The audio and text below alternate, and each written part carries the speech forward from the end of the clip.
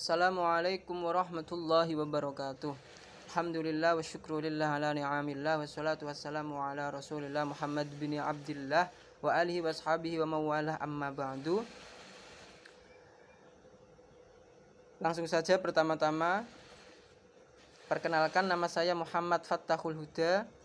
Saya mewakili dari kelompok 1 tugas makalah metodologi studi Islam yang pada siang hari ini berkesempatan untuk mempresentasikan hasil makalah yang telah kami susun sedemikian rupa.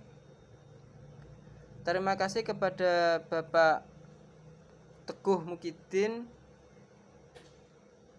selaku dosen yang mengampu mata kuliah metodologi studi Islam. Berkat beliau kita dapat belajar tentang metodologi studi Islam dan mengenal studi Islam lebih dalam. Tidak lupa terima kasih kepada kawan-kawan sekalian yang telah menyempatkan waktunya untuk online dan menyimak presentasi kami ini yang tentunya masih sangat jauh di bawah standar. Katakanlah jelek sekali gitu ya. Selanjutnya kami dari kelompok 1 akan mempresentasikan makalah kami yang bertemakan ruang lingkup studi Islam. Sebagai pemateri pertama nanti, presentasi akan disampaikan oleh saudari kami Murdifatu Farhatin. Yang kedua akan disampaikan oleh saudari kami Saniatul Zuriyah. Dan yang ketiga akan disampaikan oleh saudari kami Reza Fitriana Rizkia. Lalu selanjutnya untuk melengkapi dan menutup akan kembali saya yang mempresentasikan materi selanjutnya. Masuk kepada presentasi yang pertama, kepada saudari Murdifatu Farhatin. Waktu dan tempat kami persilahkan.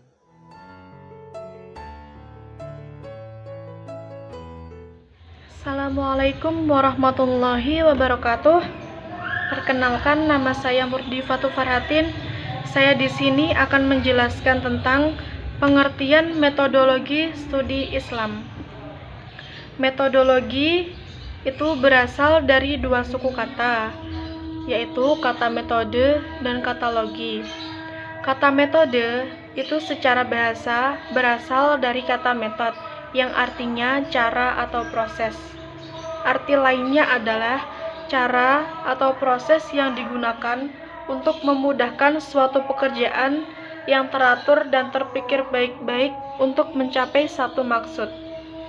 Sedangkan istilah logi mempunyai arti ilmu. Jika kita gabungkan menjadi kata metodologi, berarti ilmu berupa cara atau proses dalam memahami sesuatu. Menurut Abraham Kaplan yang dikutipkan Abu Sodikin menjelaskan bahwa metodologi bisa dipahami sebagai pengkajian dengan penggambaran atau deskripsi, penjelasan atau eksplanasi, dan pembenaran atau justifikasi. Istilah studi berasal dari bahasa Inggris, yaitu kata studi yang memiliki arti mempelajari atau mengkaji. Sedangkan dalam Kamus Besar Bahasa Indonesia atau KBBI, istilah studi mempunyai makna kajian dan telaah. Dan kata Islam itu berasal dari bahasa Arab, yakni dari kata salimah dan kata aslama. Kata salimah mempunyai arti selamat dan tunduk. Kata aslama mempunyai arti kepatuhan dan ketunduhan. Sehingga bisa kita simpulkan bahwa metodologi studi Islam adalah cara atau proses yang digunakan untuk memudahkan dalam pengkajian Islam. Istilah metodologi studi Islam ini biasanya itu digunakan ketika seseorang itu ingin membahas kayak kajian-kajian seputar ragam metodologi yang biasa digunakan dalam studi Islam. Terima kasih. Itulah penjelasan dari saya tentang pengertian metodologi studi Islam.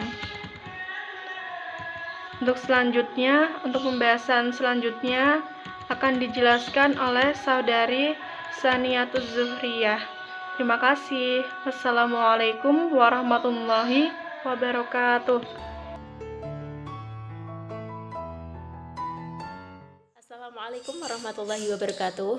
Perkenalkan, nama saya Saniatuz Zuhriyah. Saya akan mempresentasikan mata kuliah Metodologi Studi Islam dengan tema Ruang Lingkup Studi Islam. Untuk pembahasan yang pertama, pengertian metodologi studi Islam sudah disampaikan oleh saudari Diva, dan saya akan melanjutkan tentang ruang lingkup metodologi studi Islam. Sebelum kita membahas tentang ruang lingkup studi Islam, saya akan menjelaskan tentang apa itu ruang lingkup studi Islam. Ruang lingkup studi Islam adalah semua hal yang bisa dikaji dalam agama Islam, yaitu semua unsur yang ada di muka bumi. Metodologi studi Islam tidak hanya mengkaji perihal sholat, zakat, dan lain-lain. Namun studi Islam juga mengkaji unsur-unsur umum terutama yang terkait dengan aktivitas manusia, seperti sosial, politik, ekonomi, dan semua hal yang dipahami masyarakat sebagai ilmu dunia. Agama sebagai objek kajian dapat dikategorikan menjadi 3, yaitu agama sebagai doktrin, dinamika dan struktur masyarakat yang dibentuk oleh agama, dan sikap masyarakat pemeluk terhadap doktrin. Jika berbicara tentang ruang lingkup studi Islam, maka tidak terlepas dari agama Islam yang tersebar ke berbagai penjuru dunia dengan salah satu cara berdakwah tradisionalnya, yaitu berdagang. Saat berdagang, para saudagar-saudagar muslim mempraktikkan ajaran-ajaran Islam di dalam perniagaannya dan dalam bersosialisasinya, sehingga penyebaran agama Islam di muka bumi ini bersamaan dengan tersebarnya cara berpikir Islam, berperilaku Islam, dan islamisasi di berbagai aspek kehidupan yang membawa kajian Islam tidak berhenti pada ritual peribadatan saja, akan tetapi meluas ke segala aspek kehidupan manusia. Metodologi studi Islam dengan memandang definisinya, yaitu sebuah ilmu yang berisi cara dan jalan untuk memahami kajian Islam secara ilmiah dan struktur untuk mendapatkan pemahaman terhadap ajaran Islam yang luas atau menyeluruh dengan tujuan utama sebagai rahmatan lil alamin, dengan memiliki ruang lingkup yang sangat luas dan mencakup segala aspek kehidupan manusia.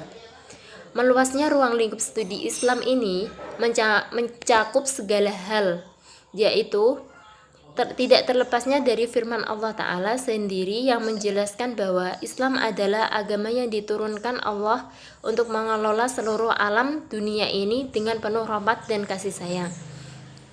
A'udzubillahi minasyaitonirrajim. Wa ma arsalnaka illa rahmatan lil alamin. Artinya, dan tidaklah kami mengutus engkau Muhammad kecuali sebagai rahmat untuk seluruh alam.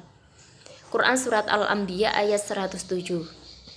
Interkoneksi dan integrasi keilmuan dalam sebuah topik kajian bisa sangat mungkin terjadi, sehingga kita membahas sebuah kasus manajemen.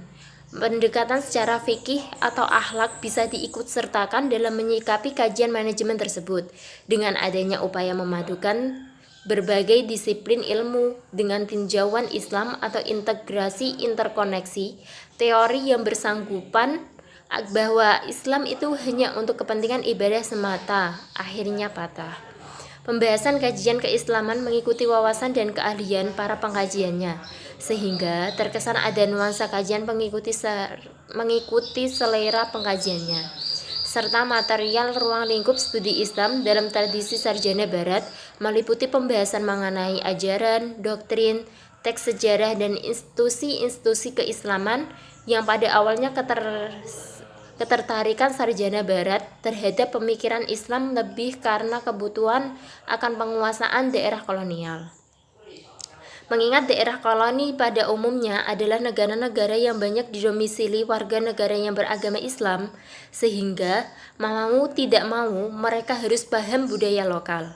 Kasus ini dapat dilihat pada Perang Aceh. Sarjana Belanda telah mempelajari Islam terlebih dahulu sebelum diterjunkan di lokasi dengan asumsi ia telah memahami budaya dan peradaban masyarakat Aceh yang mayoritas beragama Islam. Ruang lingkup Islam juga merupakan sejarah misalnya tentang fikih, madhab, tasawuf, sufi, filsafat atau kalam, seni atau arsitektur Islam, budaya atau tradisi Islam. Dalam beberapa dasawarsa terakhir ini, kita melihat semakin tumbuh dan maraknya kesadaran di kalangan kaum muslim untuk lebih patuh kepada ketentuan-ketentuan hukum Islam. Gejala ini untuk konteks Indonesia misalnya, terlihat pada kebangkitan jilbab, busana muslim, tuntutan percantuman label halal haram pada makanan, penerapan sistem ekonomi Islam, bangunan pengetahuan kita pada wilayah Islam tersebut adalah produk sejarah yang dapat dijadikan sasaran penelitian. Sekian tentang penjelasan ruang lingkup studi Islam dari saya dan akan dilanjutkan oleh rekan saya Reza Fitriana dengan pembahasan pendekatan metodologi studi Islam.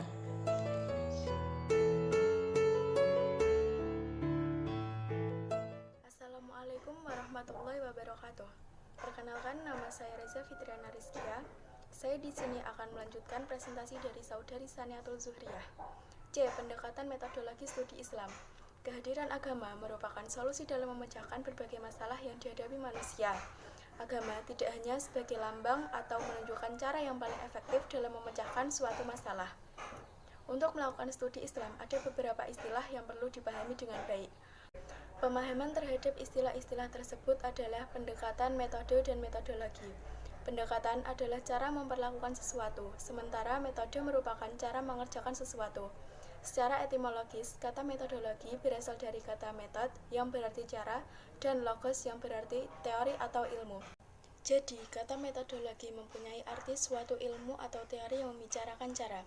Pendekatan tersebut dapat dikemukakan sebagai berikut. A. Pendekatan teologis. Suatu pendekatan yang normatif atau subjektif terhadap agama. Pada umumnya, pendekatan ini dilakukan dari penganut suatu agama dalam usahanya menyelidiki agama lain. B. Pendekatan antropologis. Pendekatan antropologis dalam memahami agama dapat diartikan sebagai satu upaya memahami agama dengan cara melihat wujud praktik keagamaan yang tumbuh dan berkembang dalam masyarakat. Melalui pendekatan ini, agama tampak akrab dan dekat dengan masalah-masalah yang dihadapi manusia dan berupaya menjelaskan dan memberikan jawaban. C. Pendekatan sosiologis. Sosiologis adalah ilmu yang mempelajari bersama dalam masyarakat dan menyelidiki ikatan-ikatan antara manusia yang menguasai hidupnya itu. Pentingnya pendekatan sosiologi dalam memahami agama dapat dipahami karena banyak sekali ajaran agama yang berkaitan dengan masalah sosial. Besarnya perhatian agama terhadap masalah sosial ini selanjutnya mendorong kaum agama memahami ilmu-ilmu sosial sebagai alat untuk memahami agamanya. D. Pendekatan filosofis. Pendekatan filosofis adalah melihat suatu permasalahan dari sudut tinjauan filsafat dan berusaha untuk menjawab dan memecahkan permasalahan itu dengan menggunakan metode analisis spekulatif. Pada dasarnya, filsafat adalah berpikiran untuk memecahkan masalah atau pertanyaan dan menjawab suatu persoalan. Namun, demikian tidak semua berpikir untuk memecahkan dan menjawab suatu permasalahan dapat disebut filsafat. Melanjutkan dari pembahasan tentang pendekatan metodologi studi Islam yang sudah disampaikan oleh saudari Reza Fitriana. Di sini saya melanjutkan, di dalam metodologi studi Islam ada pendekatan historis. Pendekatan historis.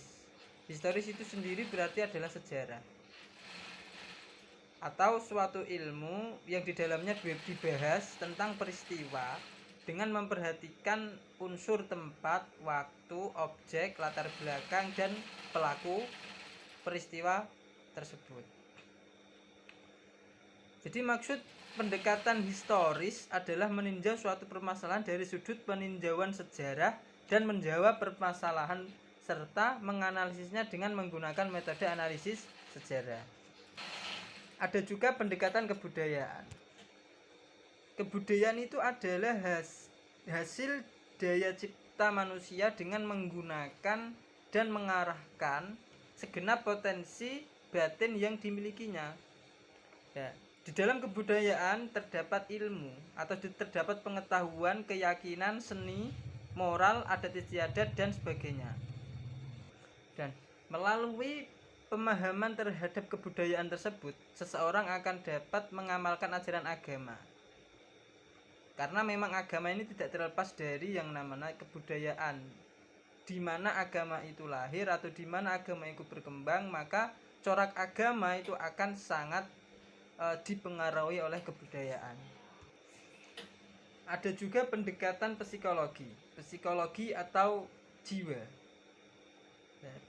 Psikologi ini adalah ilmu yang mempelajari jiwa seseorang melalui gejala perilaku yang diamati atau gejala perilaku yang dapat diamati.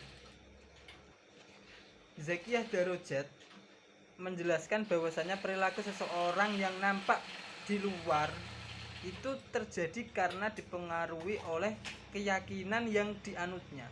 Jadi seseorang menampakkan perilaku entah itu negatif atau positif itu tergantung bagaimana seseorang itu memiliki keyakinan di jiwanya.